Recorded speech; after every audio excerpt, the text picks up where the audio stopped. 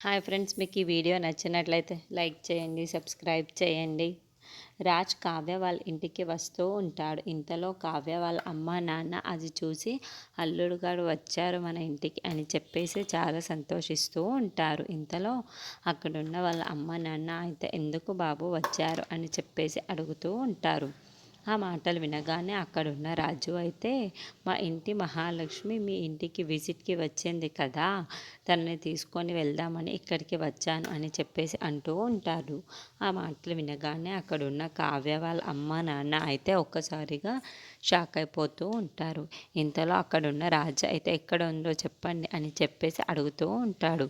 ఆ మాటలు వినగానే అక్కడున్న రాజుకైతే, అదిగోండి బాబు అక్కడ ఉంది అని చెప్పేసి వాళ్ళ అమ్మ చెబుతూ ఉంటుంది. ఇంతలో అక్కడున్న కావ్య అయితే తన పనిని తను చేసుకుంటూ ఉంటుంది.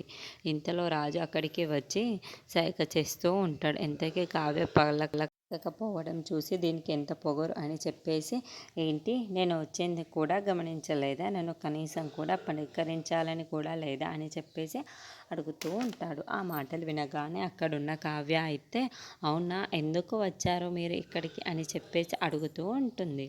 ఆ మాటలు వినగానే అక్కడున్న రాజు అయితే, ఎందుకు వచ్చానో, మా ఇల్లు మొత్తం చీకటి అయిపోయిందంట, నువ్వు ఇంటికి వచ్చి దీపం పెడితేనే మొత్తం వెలుతురు వస్తుందంట, నేను అందుకే నిన్ను తీసుకుని వెళ్ళడానికి ఇక్కడికి వచ్చాను అని చెప్పేసి అంటాడు.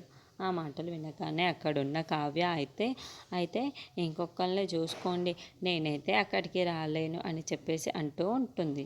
ఆ మాటలు వినగానే అక్కడున్న రాజు అయితే, అవునా, అలా చూసుకునేవాడిని అయితే ఎప్పుడో చూసుకునేవాడిని, కానీ అలా జరగదు కదా ఇప్పుడు అని చెప్పేసి అంటూ ఉంటాడు. ఇంతలో అక్కడున్న కావ్య అయితే చాలా కోపంగా రాజునైతే చూస్తూ ఉంటుంది. ఇంతలో అక్కడున్న రాజు మాత్రం, మర్యాదగా వస్తావా లేదంటే నీ కాళ్ళు పట్టుకొని లాక్కొని వెళ్ళిపోమ్మంటావా అని చెప్పేసి అంటూ ఉంటాడు. ఆ మాటలు వినగానే అక్కడున్న కావ్య అయితే ఒక్కసారిగా షాక్ అయిపోయి రాజును చూస్తూ ఉండిపోతుంది. ఇంతలో అక్కడున్న రాజు అయితే, నువ్వు మా ఇంటికి వస్తే చాలా మంచిది అని చెప్పేసి అడుగుతూ ఉంటాడు.